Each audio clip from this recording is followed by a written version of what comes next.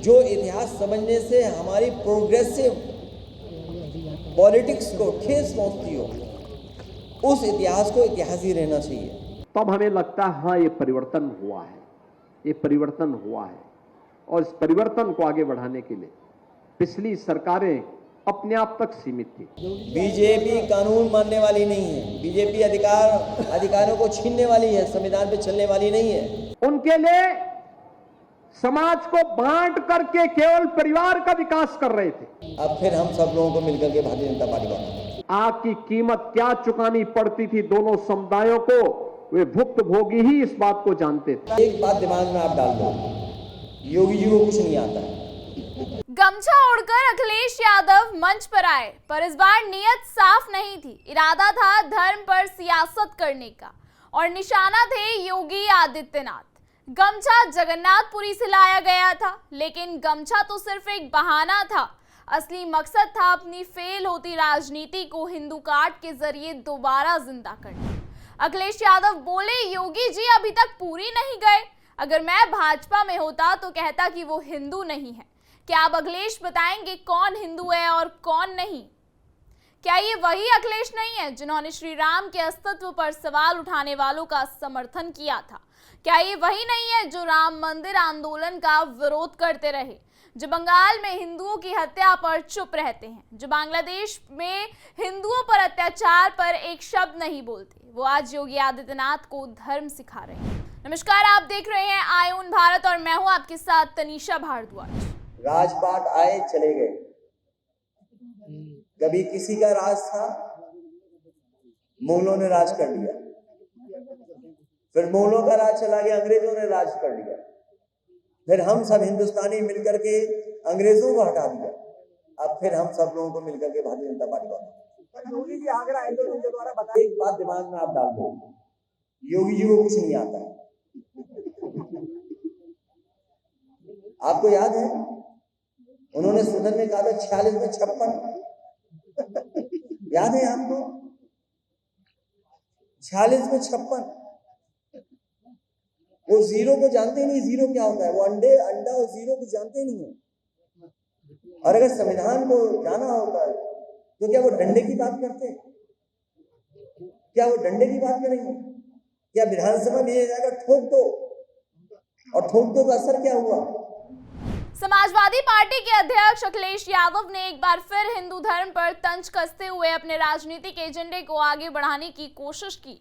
उन्होंने मुख्यमंत्री योगी आदित्यनाथ पर निशाना साधा और जगन्नाथपुरी से लाया हुआ गमछा पहनकर धर्म की राजनीति करने का प्रयास किया। लेकिन जो बातें उन्होंने कही, क्या वो खुद पर लागू नहीं होती? क्या अखिलेश यादव में स्वामी विवेकानंद के विचारों को मानते हैं या सिर्फ उनके नाम का इस्तेमाल करते हैं?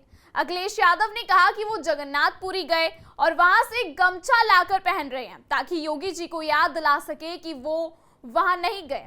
फिर तंज कसा कि अगर वो भाजपा में होते तो कह देते कि योगी हिंदू नहीं है या खराब हिंदू हैं, जिन्होंने हिंदुओं के पवित्र राम मंदिर आंदोलन का हमेशा विरोध किया, जिन्होंने श्री राम के अस्तित्व पर सवाल उठाने वालों का साथ दिया, जिन्होंने काशी मथुरा जैसे तीर्थों को लेकर कभी सकारात्मक बात नहीं की, और आज वही शख्स योगी आदित्यनाथ जैसे सन्यासी को धर्म की शिक्षा दे रहा है।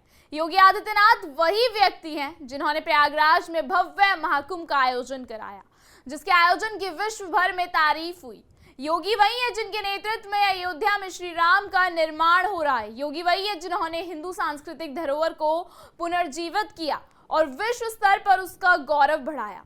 अखिलेश यादव कहते हैं स्वामी विवेकानंद की बात माननी चाहिए, लेकिन क्या अखिलेश यादव खुद मानते हैं? अखिलेश ने कहा कि यूपी में जीरो टॉलरेंस के नाम पर अन्याय हो रहा है, लेकिन क्या उन्होंने कभी अपने कार्यकाल की तरफ देखा है? क्या उन्होंने याद किया कि कैसे उन्होंने माफिया, अपराधी और दंगाइयों को खुली छूट दे रखी थी? क्या वो भूल गए कि मुजफ्फरनगर दंगे उनके शासनकाल में ही हुए थे? अखिलेश यादव को समझना चाहिए कि गमछा पहनने से कोई धार्मिक नहीं बनता, ना ही स्वामी विवेकानंद का नाम लेने से कोई ज्ञानी बन जाता है। योगी आदित्यनाथ के धर्म और देश भक्ति पर सवाल उठाने से पहले अखिलेश को खुद के राजनीतिक चरित्र को देखना था। लेकिन विपक्ष हिंदुत्व एजेंडा लेकर राजनीति करे, योगी आदित्यनाथ कुछ ना बोले, ऐसा हो सकता है क्या? विपक्ष को आईना दिखाते हुए भी सीएम योगी ने क्या कुछ कहा, सुनिए।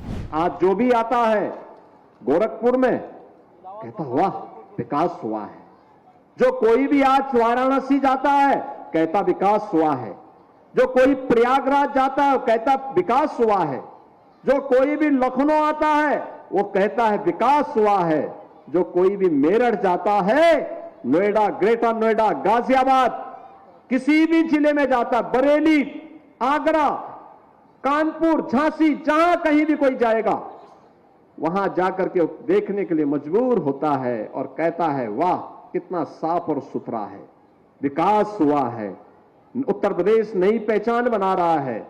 बेटियां अब बिना किसी भय के निकल जा रही हैं, घर से निकल रही हैं, स्कूल जा रही हैं, बाजार जा पा रही हैं, व्यापारी को कोई भय नहीं है, उद्यम लग रहे हैं, नौजवान स्थानीय स्तर पर रोजगार प्राप्त कर रहा है। यह हर व्यक्ति के मुंह से जब निकलता है तब हमें लगता है हां ये परिवर्तन हुआ है, ये परिवर्तन हुआ है। और इस परिवर्तन को आगे बढ़ाने के लिए पिछली सरकारें अपने आप तक सीमित थी, उनके लिए समाज को बांट करके केवल परिवार का विकास कर रहे थे, सामाजिक खाई को जितना चौड़ा कर सके, समाज को जाति के नाम पे बांटते थे, क्षेत्र के नाम पे बांटते थे, मत और मजहब के नाम पे बांटते थे, दंगा करवाते थे और फिर दंगा करवाने के बाद फिर दोनों समुदायों को अलग अलग अपने घरों में बुला करके उनको एक प्रकार से उनको ये बताने का प्रयास करते थे कि वह उनके हितैषी हैं, लेकिन आग की कीमत क्या चुकानी पड़ती थी दोनों समुदायों को, वे भुक्तभोगी ही इस बात को जानते थे। जब बांग्लादेश में हिंदुओं पर हमले हो रहे थे तब अखिलेश यादव चुप थे। जब मुर्शिदाबाद में वक्फ बिल पास होने के बाद हिंदुओं के साथ गलत व्यवहार हुआ तब अखिलेश यादव का एक भी बयान सामने नहीं आया।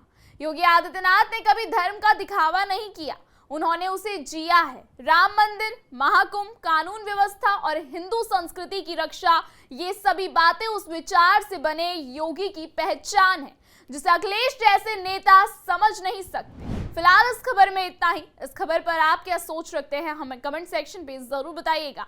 आयन भारत को सब्सक्राइब करना ना भूलें।